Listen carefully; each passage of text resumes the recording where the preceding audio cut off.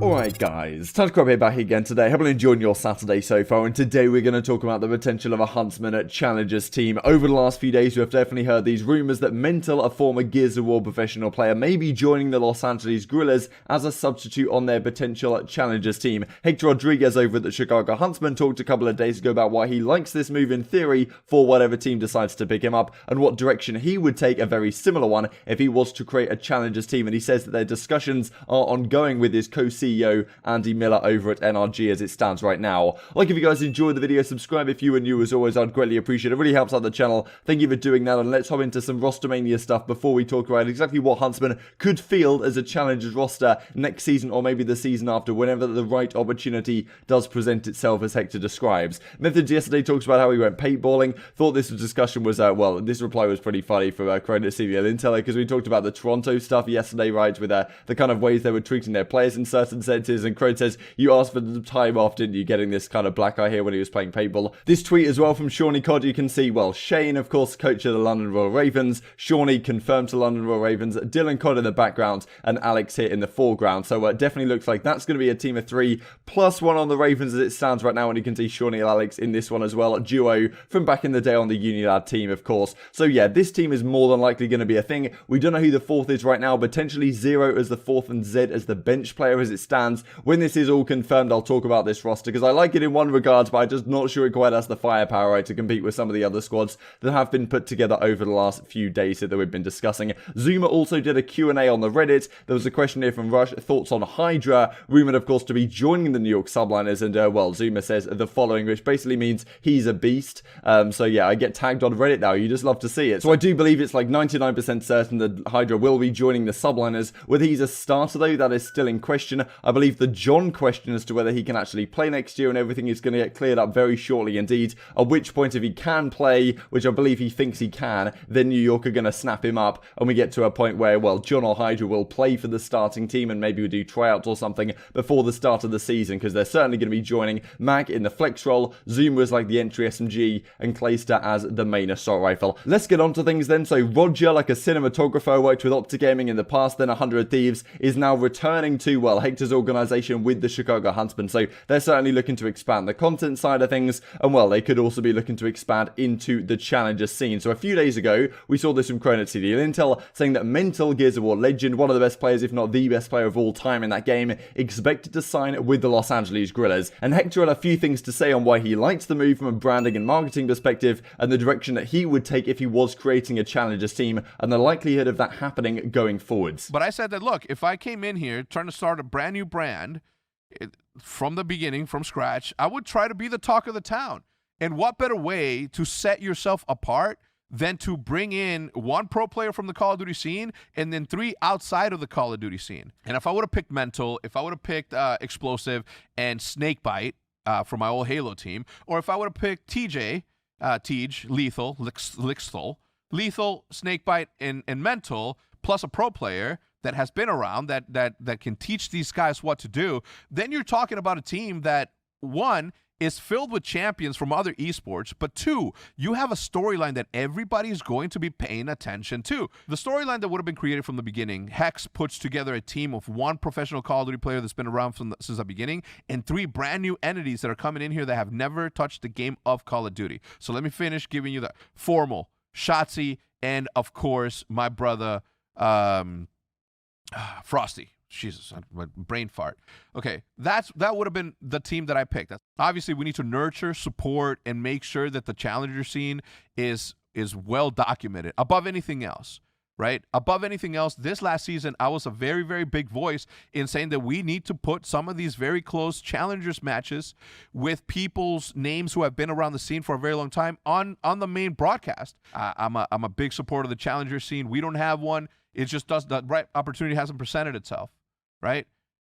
But if I was going to, like, even then, even now, as I sit here right now telling you this, if I was going to have a Huntsman, and Andy and I have discussed this, if I was going to have a Huntsman Challenger team, I'm sorry, but I'm going to go with, I'm going to do what I do best, and that's build brands and build storylines, and I'm going to do whatever it takes to have my team be talked about more than the other teams. That's my job. And if that means that I have to pick one challenger dude from Call of Duty that's been around for a long time, and mental, lethal, snakebite, and somebody else to fill my challenger team, that's what I'm going to do. So of course, as Hector describes, if you want to build a brand from scratch, as he said, you definitely want to pick up players which, well, have some backing in the community, right, and have people already talking about them. So the likes of LAG, picking up Mental as a substitute would definitely be a good idea. Now, the likes of Paris Legion as well, if you're looking to build their starting lineup right now, there's definitely an argument that says you should pick up some players with some fan base and some previous history in Call of Duty. So Hector's perspective is, let's just get one old school Call of Duty professional who's been around the game for a while and, you know, nurtured, I suppose, players that haven't necessarily played Call of Duty at a high professional level, but have a high potential skill ceiling like some of these other pros from other shooters potentially have coming into the Call of Duty League on the Challengers side. And then, of course, the idea of a Challengers team at some point is that maybe some of those guys end up being on your starting team at some point in the future and you bring in that kind of talent.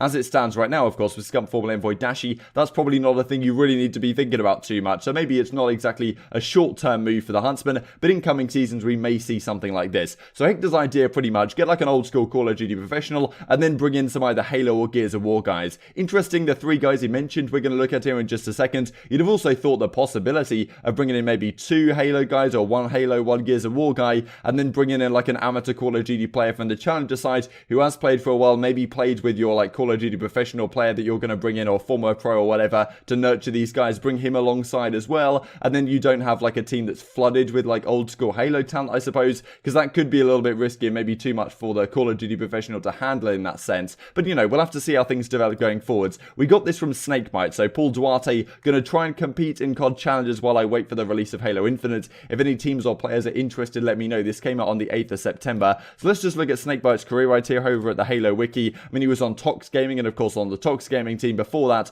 was OpTic Gaming, so I think he played on OpTic Gaming briefly.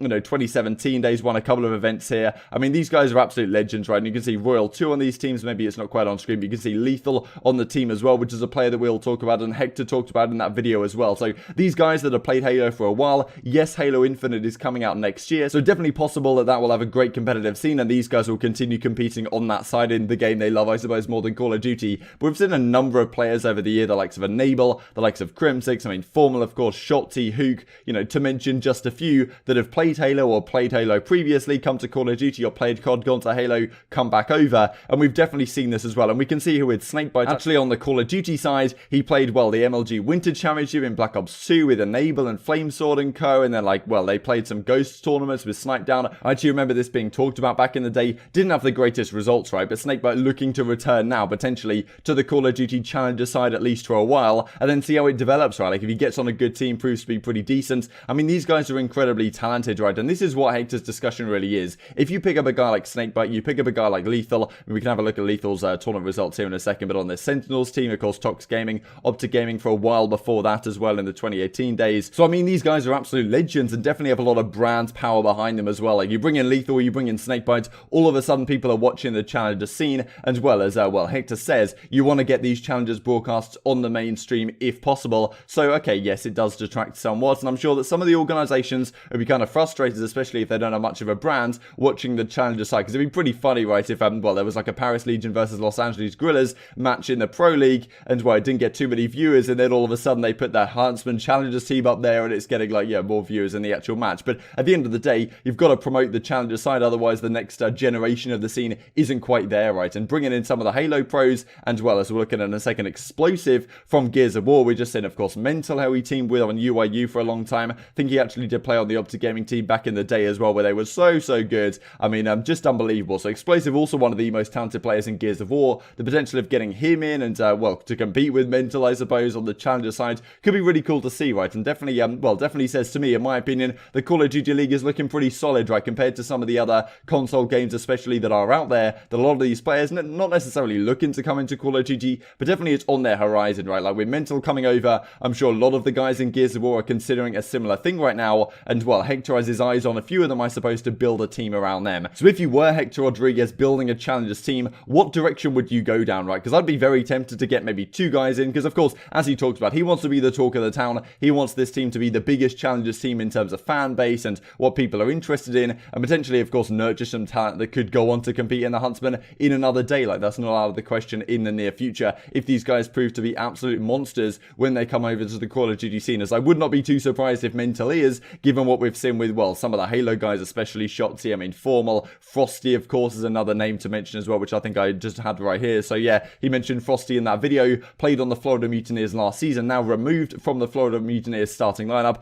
rumored to be something like Awakening and Skies are definitely there. Pharaoh is definitely there as well, to my understanding, and they need a 4th, maybe Havoc, maybe they're looking for someone else, but it may just be that 5-man squad from last season on the Mutineers, minus Frosty, and of course Morks was on that team earlier, now on, well, he was on the bench for a while, of course, and now removed, as you can see in this tweet quite a while ago, now on the 10th of September, but Frosty removed off this team, definitely, like, he's looking at his options, right? Like, Infinite has been delayed until next year, Halo Infinite, that new game coming out, so maybe Frosty's looking for some Challengers opportunities and playing with some of these old Halo guys with like a Call of Duty Pro, I suppose, that's been around the block a few years. That could be a great potential. So the question is, if you're going to get in Snakebite, Lethal, Explosive, these kind of guys that Hector mentions, which Call of Duty Pro player do you want alongside them, or former Call of Duty Pro player do you want alongside them to kind of like help nurture that talent and, yeah, help them learn the game, I suppose. I do wonder which direction you go, because you don't necessarily want a new player, someone who's not experienced in kind of a leadership role, and you also want a player, in my opinion, if you're Hector, you want someone who has some brand power behind them, right? So you don't want to get a guy like Eggs, although the storyline would be unbelievable. Like, it just doesn't feel right. Eggs playing for the Huntsman, and given all the drama with, well, OpTic Gaming and versus Complexity versus Evil Geniuses in the past, it just feels wrong in some sense. But Parasite was actually on OpTic Gaming back in the Ghost days. I don't know if you guys remember, but ages ago, like, I think he was on OpTic Gaming for like 2 weeks. I think it was when the Envy change happened with Scump leaving to Envy. Parasite then came in. He was there for like 2 weeks, and then Scump returned, and then they completely changed up their team, had like Clayster and Proofy and Nade Shot,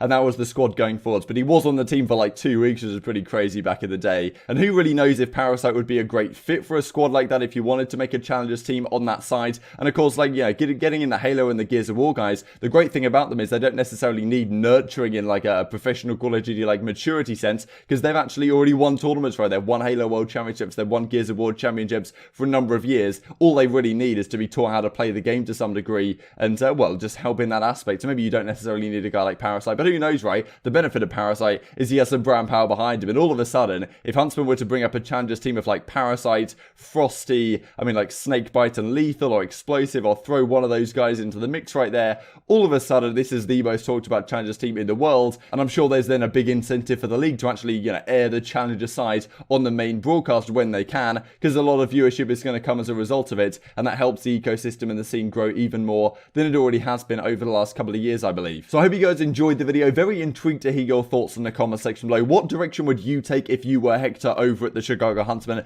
Do you even believe a Challengers team is necessary right now? So thank you for getting this far in the video. I really hope you guys enjoyed it. If you did, I'd greatly appreciate a like on the video. It really helps out the channel, helps the YouTube algorithm know that you enjoy this content, and maybe other people will like it as well. Any YouTubers content that you guys enjoy, a like on the video is the best thing you can possibly do. The like to viewer ratio is like the #1 thing that the YouTube algorithm looks at, and then it pumps it out to new people, and then everything grows and everyone's happy. Thank you for watching as always, and I will see you next time.